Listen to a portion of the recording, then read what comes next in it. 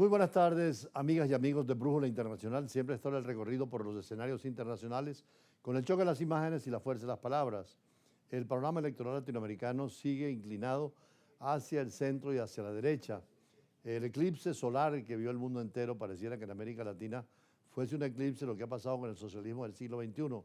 Ha ido desapareciendo poco a poco y ha salido el sol más bien del centro y la derecha para iluminar después de los fracasos de ese socialismo absurdo, sobre todo que tiene su expresión más radical en Cuba, que en un modelo para estos socialismos del siglo XXI. Los partidos políticos, las ideologías van cambiando y los gobiernos también. Por eso en América Latina los últimos procesos electorales se caracterizan por el triunfo de sectores conservadores enemigos, sobre todo del proyecto socialista y el proyecto cubano.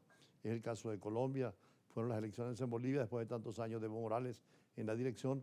Lo mismo en Argentina e igual en Centroamérica, en Honduras y sobre todo en Colombia lo vimos con mucha claridad frente al concepto de lo que es la izquierda tradicional, un nuevo modelo de gobierno. Ojalá que vayan por buen camino, que respeten las libertades, la democracia y sobre todo el desarrollo se armonice con el derechos humanos y el derecho humanitario, sobre todo en el caso de Colombia con el conflicto armado que tienen y que tienen que encontrar una situación de paz. Igualmente, estos sismos telúricos que se están extendiendo por todo el mundo también advierte a estos movimientos políticos de izquierda una cierta fragilidad. Y estamos viendo cómo en Europa, en Asia, en África, movimientos más bien conservadores tienden a quitar el protagonismo que tuvo desde la Unión Soviética y su influencia, sobre todo después de la caída del muro de Berlín, fueron cayendo los socialismos radicales y los marxismos. No existen prácticamente en toda Europa ahorita un movimiento comunista en el poder, salvo una izquierda moderada, como es el caso de España o de otras democracias europeas, pero fundamentalmente van hacia más a la derecha con un criterio más conservador, fundamentando sobre todo el respeto al Estado de Derecho en el caso de Europa y pretendiendo que en América Latina sea una vía más expedita para la justicia y la democracia y la libertad. Eso lo estamos viendo precisamente en Brasil en este momento, cuando se oponen ya en las calles a partir de ayer, al abrirse la campaña electoral, el presidente del Brasil de izquierda, Luis Ignacio da Silva, y su rival que conserva sobre todo la visión de la derecha, Flavio Bolsonaro, ya lanzaron en grandes manifestaciones en todo el Brasil sus campañas con la vista puesta en el electorado que puede decidir unos comicios que se anuncian muy ajustados. Allí las mujeres son factor determinante y sobre todo la religión, el sector evangélico que siempre apoyó a Bolsonaro parecía inclinado sobre todo hacia la derecha. Sin embargo, Lula sigue siendo un líder popular, una izquierda moderada. De hecho, ha gobernado con buena relación con China y Rusia, pero también con los Estados Unidos, con la Unión Europea y con todos los gobiernos de América Latina. Se han respetado los derechos humanos y se sigue el modelo de democracia social.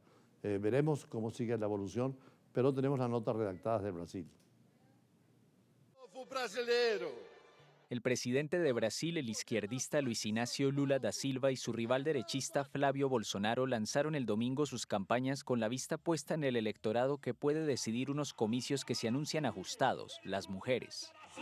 Los brasileños acudirán a las urnas el 4 de octubre, de nuevo muy polarizados y bajo la sombra del presidente estadounidense Donald Trump, que ha respaldado abiertamente a candidatos conservadores en elecciones en Latinoamérica. Las mujeres constituyen el 53% de los 158 millones de votantes de Brasil, votan más que los hombres y contribuyeron a lograr la estrecha victoria de Lula en 2022. El presidente de 80 años busca un cuarto mandato no consecutivo y se enfrenta al hijo del expresidente de extrema derecha Jair Bolsonaro, preso por golpismo. El izquierdista inició su campaña el domingo con un mitin en la cuna de su carrera política, São Bernardo do Campo, donde como sindicalista se dirigió a multitudes durante una huelga general en plena dictadura en los años 1970. Llegó en helicóptero al Estadio 1 de Mayo, con las gradas cubiertas por el rojo característico del Partido de los Trabajadores. Unos 40.000 militantes asistieron al acto, aseguró la formación. En su tercer mandato, Lula presume de un crecimiento de los programas sociales y de la caída de la deforestación en la Amazonía, pero las tensiones con Estados Unidos y los aranceles impuestos a Brasil dominan el debate. No quiero que ni Estados Unidos, ni Rusia, ni China, ni Francia, ni Inglaterra, nadie venga a explotar nuestros minerales críticos. Nosotros somos quienes vamos a explotarlos en beneficio del pueblo brasileño. El senador Flavio Bolsonaro, de 45 años, fue designado candidato después de que su padre fuera encarcelado por intentar un golpe de Estado contra Lula cuando perdió la reelección en 2022. Se presenta como una versión más moderada del ultraderechista, a la vez que reivindica el legado de su padre, todavía líder indiscutible del conservadurismo brasileño. Eu sei que eu pareço com ele, mas é difícil. Sé que me parezco a él, pero es difícil comparar al hijo de Pelé con Pelé. E eu tô aqui com toda a humildade. Estoy aquí con toda humildad, aceptando esta misión que el presidente Bolsonaro me ha dado porque estoy convencido de que Dios tiene un propósito para nuestro país y soy plenamente consciente de la magnitud de mi responsabilidad. Nosso país. E eu sei do tamanho da minha responsabilidade. Unas 9.000 personas acudieron al acto de Flavio Bolsonaro en la playa de Copacabana de Río de Janeiro, según la estimación del monitor de debate político de la Universidad de Sao Paulo, una cifra menor respecto a los multitudinarios actos que solía protagonizar su padre. Flavio promete mano dura contra el crimen y ha elogiado el modelo del presidente Nayib Bukele en El Salvador. La violencia es la principal preocupación de los votantes, según la encuestadora Quaest, que mostró el viernes que en una probable segunda vuelta, Lula obtendría el 43% de los votos frente al 40% de Bolsonaro. Bolsonaro ao Brasil! E agora, Flávio? Afortunadamente en América Latina se diluyen y se confrontan las posiciones políticas sin el conflicto armado, como lo estamos viendo hoy lunes 17 de agosto en las dos guerras terribles, la de Rusia contra Ucrania y la guerra de Estados Unidos contra Irán, con las consecuencias tanto en Palestina como en el caso del Líbano, donde afortunadamente hubo conversaciones el pasado fin de semana. Sin embargo, al margen del conflicto en el Medio Oriente, una noticia hoy también viene de Estados Unidos, donde el presidente Donald Trump ha ordenado reducir los ejercicios militares conjuntos con Corea del Sur en horas antes de que comenzaran, ya que su criterio es no seguir siendo hostil e inapropiada frente a Corea del Norte, que puede despertar mayores confrontaciones. Recordemos que el 50 al 53 fue la guerra entre Corea del Norte y Corea del Sur. En esa época Corea del Norte apoyada por China comunista y Rusia comunista y el sur por Estados Unidos.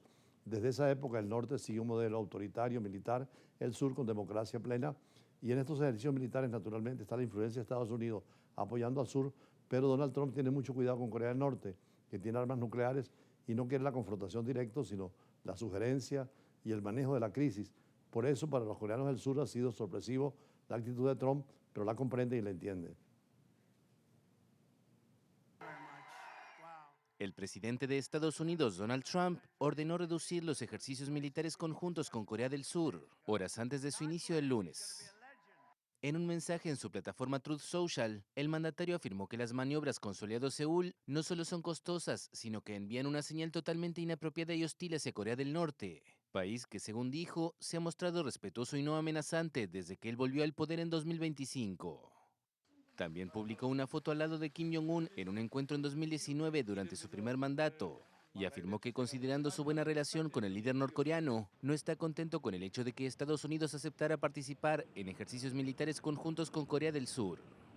Agregó que ya era demasiado tarde para cancelar los ejercicios, por lo que ordenó al secretario de Defensa, Pete Hegseth, que los redujera sustancialmente.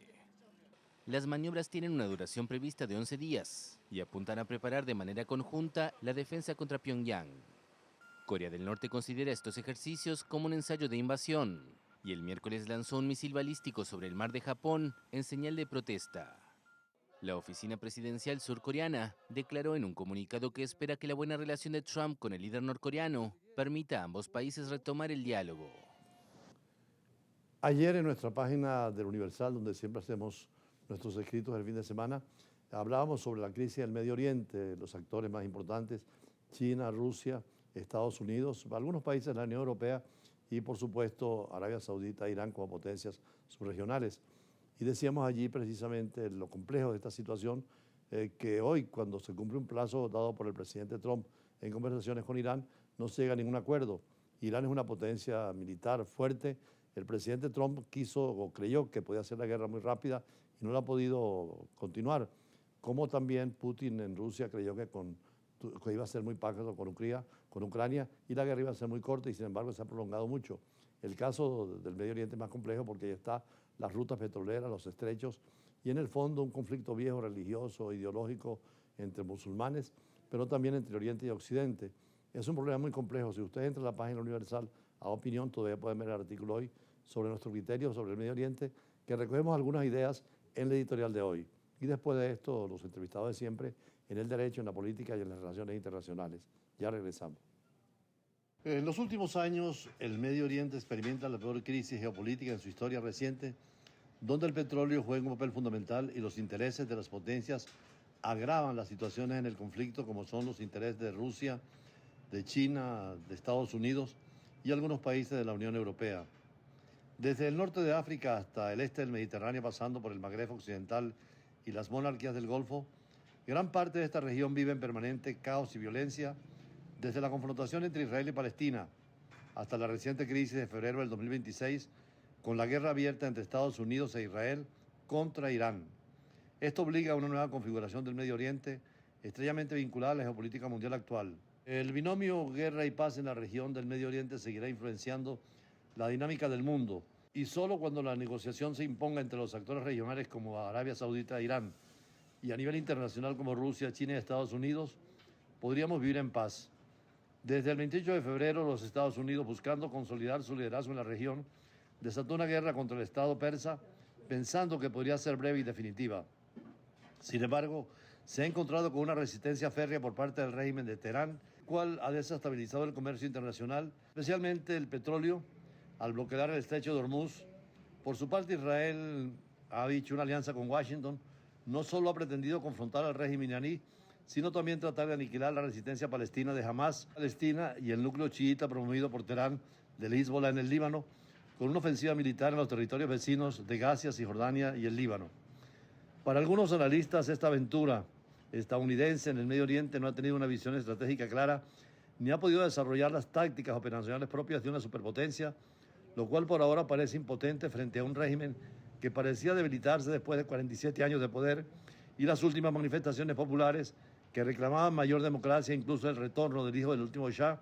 Los guardianes de la revolución, Pasdaran en Irán, han garantizado la fortaleza del gobierno y obligarán seguramente a Estados Unidos a buscar una solución negociada al conflicto. Los temas centrales siguen siendo la libre navegación por el estrecho de Hormuz y la desnuclearización militar de Irán. Se equivocó el presidente Trump cuando afirmaba que con su acción se iba a producir en Irán la más importante ruptura histórica de los últimos 47 años, motivo por el cual denominó a la operación militar como Furia Épica. Su finalidad era el cambio inmediato del régimen de Teherán.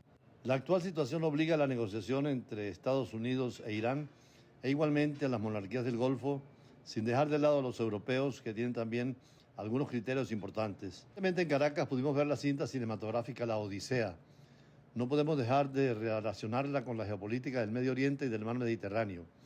La Odisea no solo es un poema épico sobre el viaje de regreso de Odiseo Ulises a su reino de Ítaca, donde lo esperaba su esposa Penélope y su hijo Telémaco. Esta travesía, después de 10 años de guerra de Troya, la realizó en el espacio marítimo dentro del Mediterráneo. Por eso la vinculación geopolítica entre la Odisea de Homero y el Medio Oriente del siglo XXI en el Mediterráneo se fundamenta en el control marítimo de los estrechos y la permanente rivalidad entre las potencias regionales y mundiales. El viaje del protagonista, Odiseo, es un mapa de las tensiones comerciales de seguridad que perfilaban la región del Medio Oriente desde el siglo VIII a.C. hasta nuestros días. El viaje de Ulises es una guía de navegación que parece extenderse a lo desconocido, siguiendo a las puestas del sol y descubriendo nuevas tierras, nuevos pueblos, en lo que han hecho las potencias occidentales en la etapa colonial y hoy pretenden los Estados Unidos, Rusia y China. Ayer fue la excusa de una mujer, la bella Helena, raptada por París, hijo del rey de Troya Priamo. En estos tiempos es el petróleo, el gas que pretenden apropiarse Washington, Beijing y Moscú, fomentando la división de sus auténticos propietarios, todos musulmanes, unos mirando a Riad y otros a Teherán, chiitas.